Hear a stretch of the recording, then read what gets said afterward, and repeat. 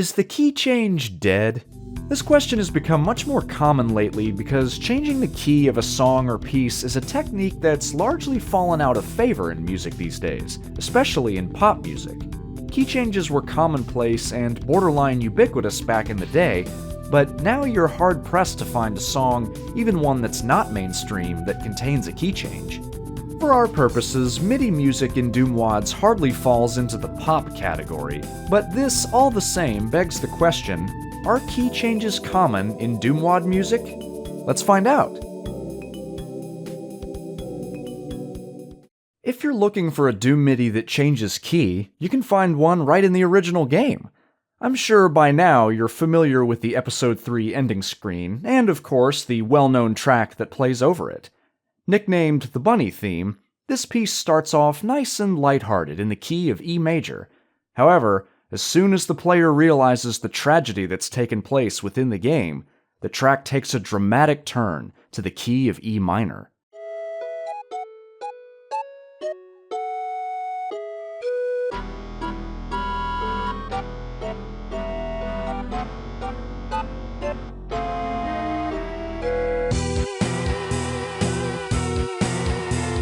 What we heard in this key change was a switch to the parallel key. Parallel keys are based on the same tonic or root note, so in this instance, the parallel key of E major is E minor and vice versa. So what about custom WADs? Well, P-Corf's track, Imperial Solutions from 2002 A Doom Odyssey, uses a key change a little over halfway through.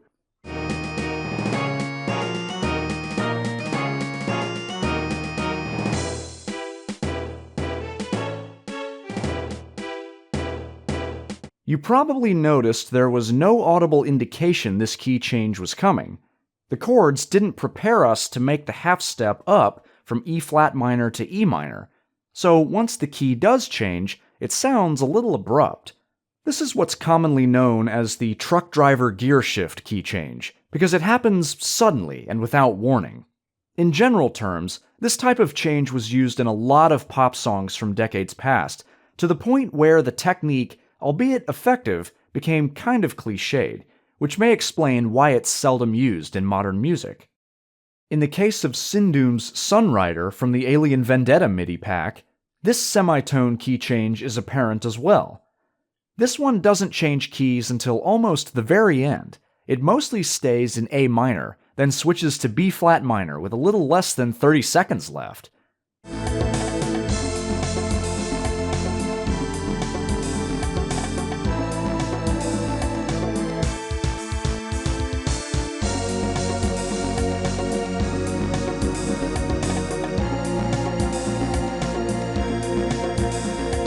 Because MIDIs loop in-game, composers will often include a section at the end of their track that prepares for a return to the track's original key to make the in-game loop sound seamless. Syndoom pulls off a clever switch back to the initial A minor key here by laying a dissonant coda harmony over top of the droning B flat note underneath.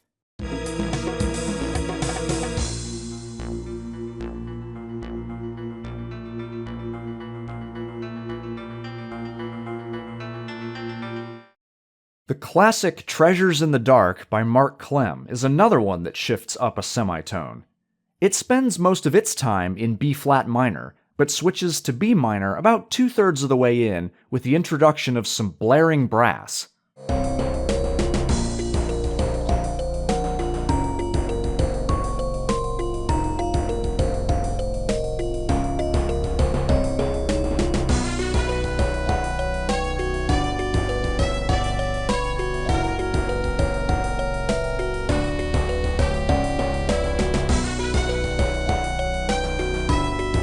This is followed less than a minute later by an immediate half step back down to B flat minor. Here, the return to the original key is sudden, like the prior change. We just go right back to B flat minor without warning, and this carries us through to the end of the piece.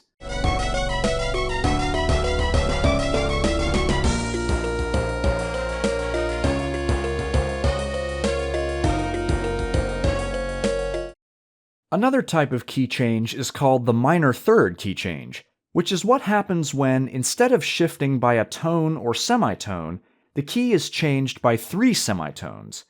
We can hear this in the track Static Motion by Plurb.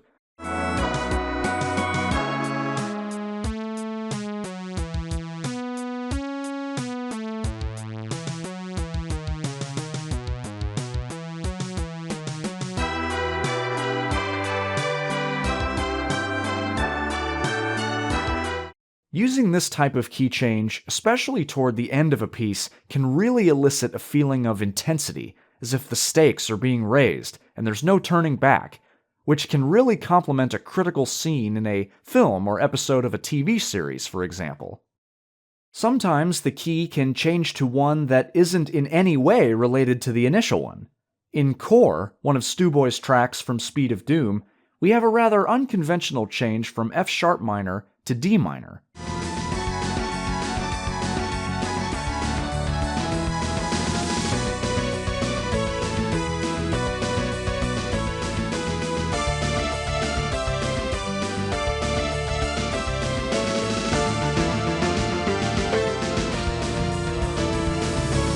These two keys are not closely related because they have vastly different signatures, and they also don't share any scale degree chords. If, however, this piece changed to D major, we could then say that it changed to a submediant key, but that's just not the case here. This is all to say that a piece doesn't have to change keys only once. It can change as many times as the composer would like. Take this track from the Eternal MIDI pack named Death in 5/4, written by Erzbozovic. Much of this one is in C minor, but we do have a shift way up to E minor.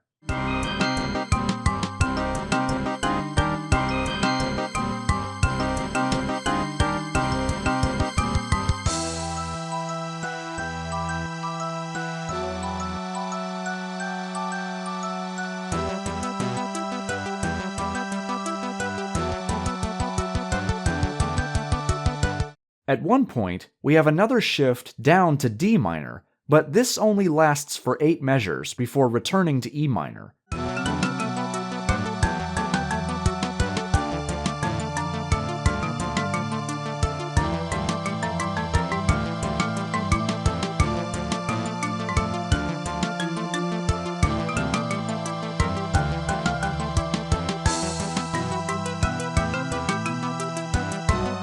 And later, we come back down to our original C minor key.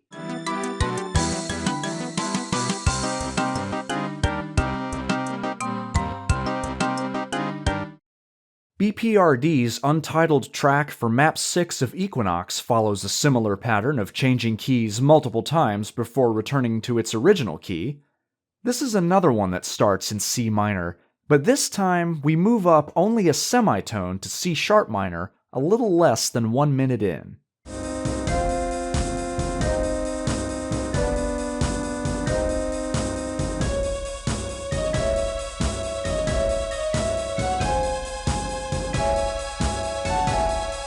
Fast forward another 40 seconds or so, and we go up another half step to D minor.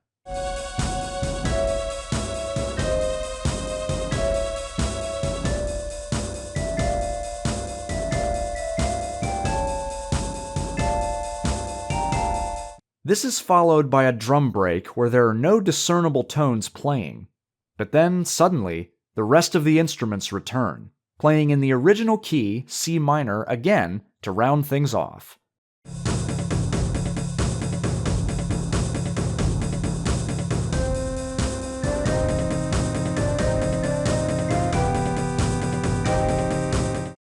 When a piece does prepare the listener for a change in tone and sometimes key, this is known as modulation. Instead of switching abruptly, modulation involves pivoting from one tone or key to another by using notes or a chord that is shared between the keys or tones. For our purposes, this is the kind of key change you hear in tracks like Jimmy Paddock's Fallen Sun.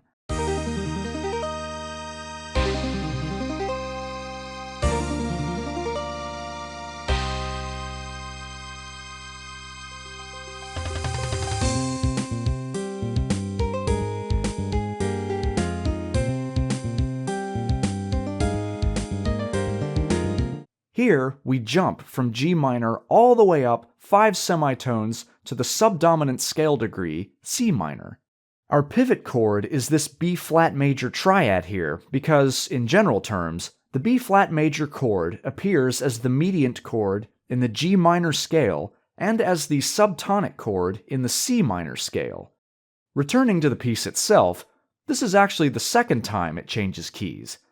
It originally starts in E minor and switches to G minor at just over 1 minute in.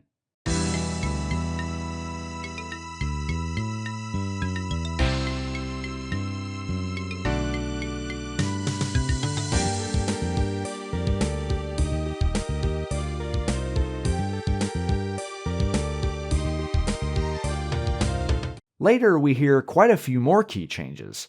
After a brief stint in C minor, we step up a whole tone to D minor.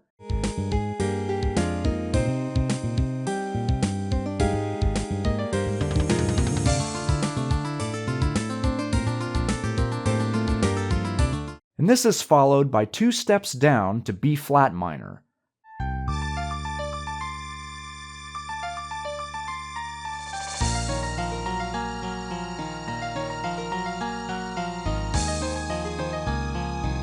And then, one more sudden switch to C sharp minor.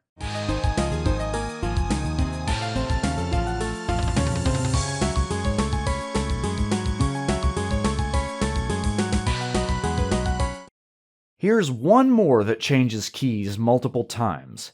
Mountain Slayers of the Eagle's Thunder. Co-written by Rogue Akai and Sumo for the No Rest for the Living MIDI pack. Starting in E minor, we step down a whole tone to D minor around 42 seconds in. A key change that is bridged by a few accidental D sharp notes in the choir and sawtooth parts.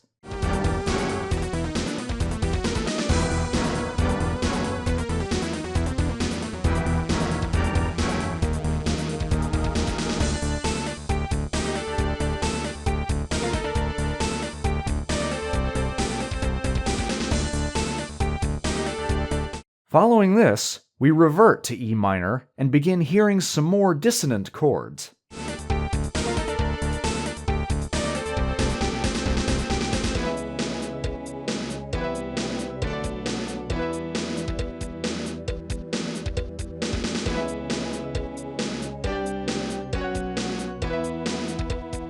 As the piece continues, we go down to D minor again, where we're greeted by a sawtooth solo.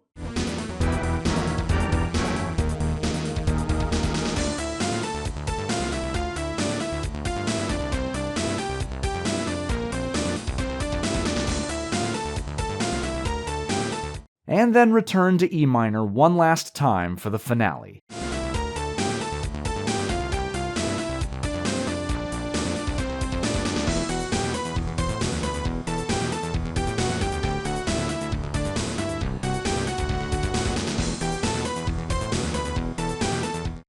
So, as it turns out, key changes are pretty popular in Doom WAD music, and I'm glad they are. They help breathe life into music. They're an effective way to evoke different moods and tones within the same piece and keep the listener engaged. This is a topic I definitely want to revisit in the future, as there are many more MIDIs out there that use this technique. Speaking of which, do you know of any off the top of your head? List them down in a comment below and let me know which track in this video was your favorite to break down. As always, thank you for watching. I hope you have a wonderful day, and I'll see you next time.